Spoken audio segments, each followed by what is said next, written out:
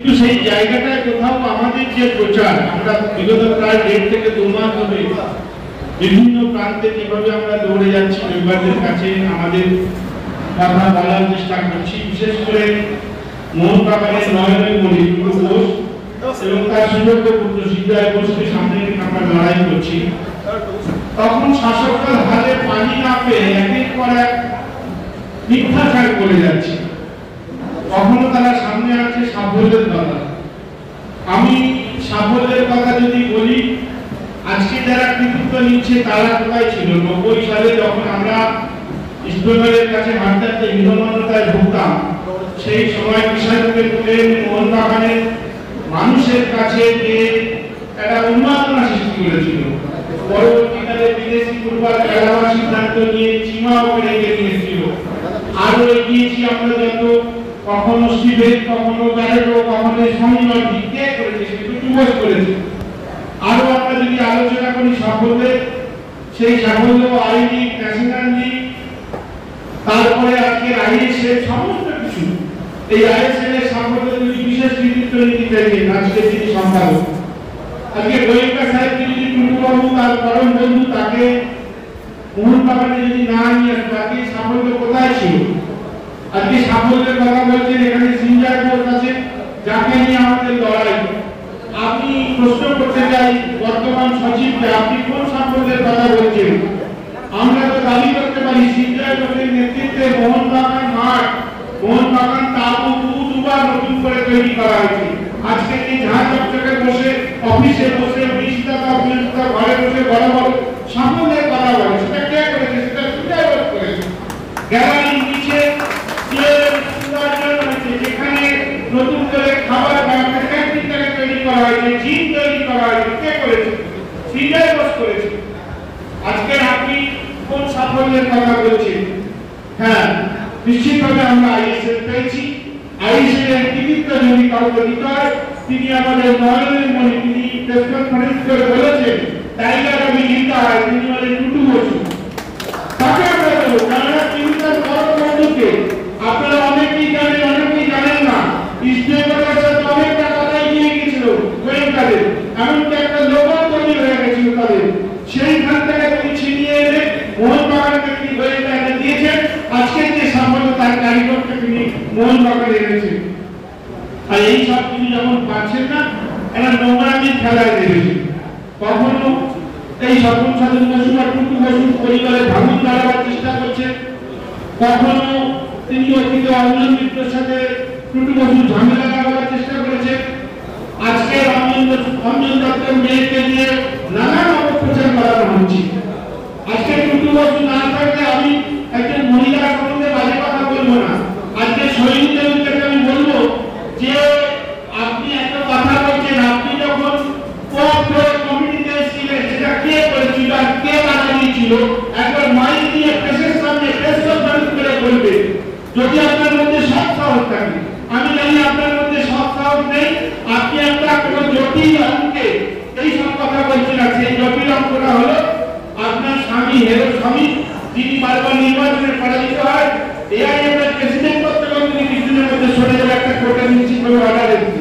সেই জায়গায় কোনো মোহনবাগান কার্য প্রতিষ্ঠা করার সুযোগ হলে আপনি এইসব কথা বলছেন।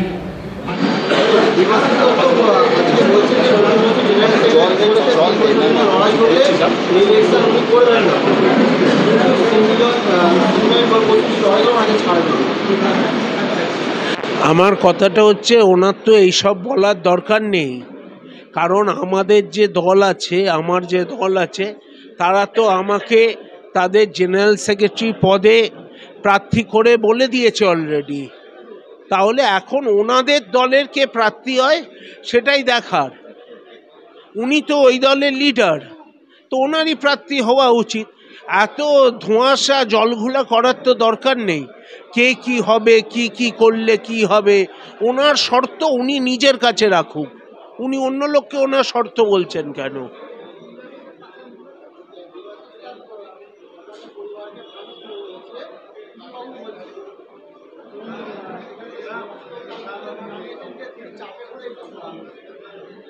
টুটুবাবুর চাপ? টুটুবাবুকে আমি কে চাপ দিচ্ছে? কার চাপে? ইলেকশনের চাপে মানে কি বলছে? কে চাপ দিচ্ছে টুটুবাবুকে?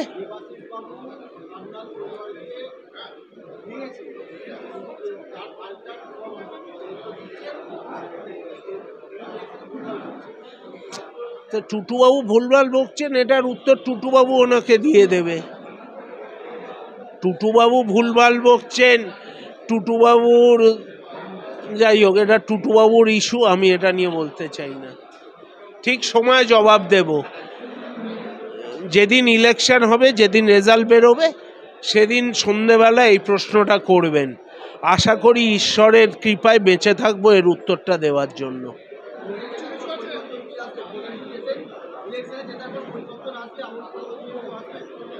দেখুন, পরিবর্তন আসবে, আমূল পরিবর্তনের আমার মনে হয় না দরকার আছে। আমি আমার মতো করে চালাতে চাই, আমার কিছু আলাদা চিন্তাধারা আছে যেটা আমি বাস্তবায়ন করতে চাই। আমি কারোর সাথে কারোর কোনো কম্পিটিশন করছি না। আমি মনে করি এই জায়গাগুলো করার কাজ আছে, জায়গা আছে কাজ করার। আমি আমার নিজের মন থেকেই সেটা করে আগে পাঠিয়েছি। দেখুন, আমি জানি কি করতে চাই, তাই আমার সেই সৎসাহস আছে বলেই আমি 1 মাস আগে ইস্তাহার প্রকাশ করেছি এবং আমি ওয়েট করিনি। আমি যে আমার ইস্তাহার কপি করে আমার কি কি পয়েন্টের আগেনস্টে অপোজিশন বলতে পারবে তার জন্য আমি ওয়েট করিনি। কারণ আমি বিশ্বাস করি আমার প্রিয় ক্লাব মোহনবাগান ক্লাব যেমন ওনার প্রিয়, আমারও প্রিয়। আমি বিশ্বাস করি এই কাজ আমার প্রিয় ক্লাবের জন্য করা উচিত, তাই জন্য আমি সেগুলো লিখেছি।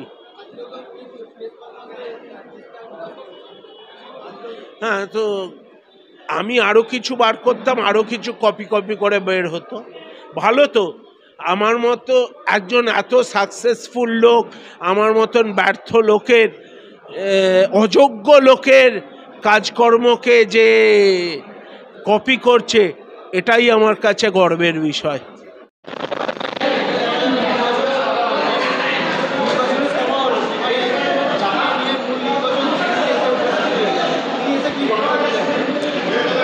তিনি সবাইকে নিয়ে, সদস্য সমর্থক সাধারণ মানুষ সকলকে নিয়ে চলার প্রতিশ্রুতি দিলেন এবং মোহনবাগানের পুরনো দিনের অতীত ঐতিহ্য এবং সোনালী দিনকে ফিরিয়ে আনার বার্তা দিলেন।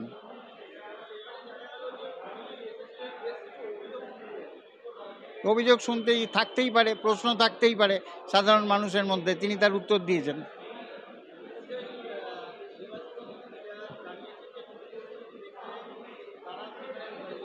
দেবাশিস দত্তর কমেন্টের ব্যাপারে আমি কোনো কমেন্ট করব না। হ্যাঁ, ঘটনা প্রবাহ প্রত্যেকটা মিটিংয়ে তার যে অ্যাটেন্ডেন্স তাই বোঝাচ্ছে। ডাক্তার তপন ব্যানার্জি।